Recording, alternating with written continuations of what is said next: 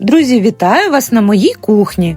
Хочу запропонувати вам рецепт неймовірно смачних і швидких у приготуванні пиріжків-слойок із листкового дріжджового тіста зі смачною начинкою.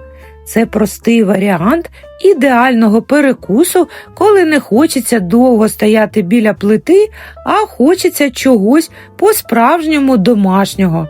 До речі, в кого є школярі, це чудова ідея для ланчу до школи.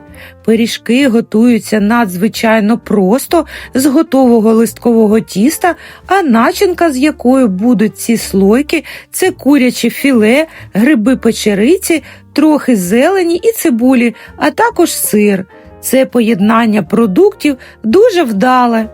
Отже, підготувала продукти, які мені знадобляться. Повний перелік ви бачите на екрані, а також залишу під відео. Начинку я вже приготувала, і поки буде займатися тістом, вона охолоджується. Підсмажила на невеликій кількості рослинної олії, спочатку дрібно порізані гриби разом з цибулькою, потім окремо фарш курячого філе, поєднала все це, додала трохи зелені, солі і спецій, і коли начинка охолоне, додам натертий сир. Тісто для цих слойок купляю ось таке вже розрізане, це дуже зручно, я його розморозила. І тепер треба розкачати його трохи у довжину, щоб з однієї смужки вийшло 2 пиріжки. Товщина тіста має бути десь 3-4 мм.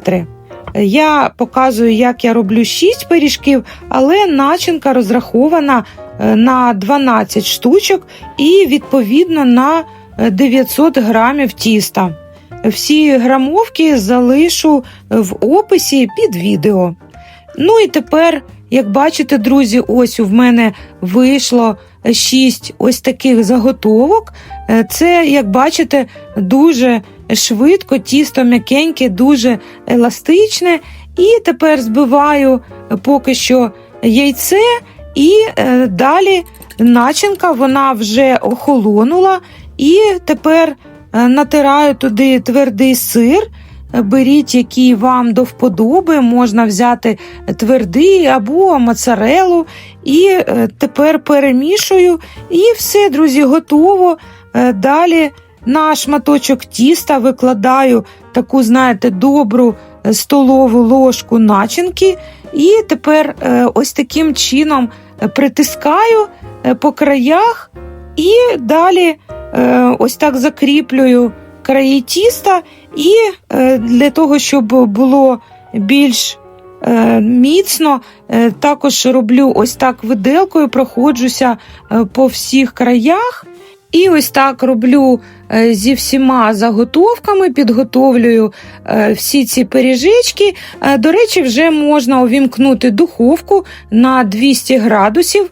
Я перекладаю ці заготовки, пиріжечки на деко застелене пергаментом, ось так трохи на відстані один від одного. Якщо у вас є час, можна залишити на хвилин 15, щоб тісто трохи піднялося, але я випікала одразу, не чекала.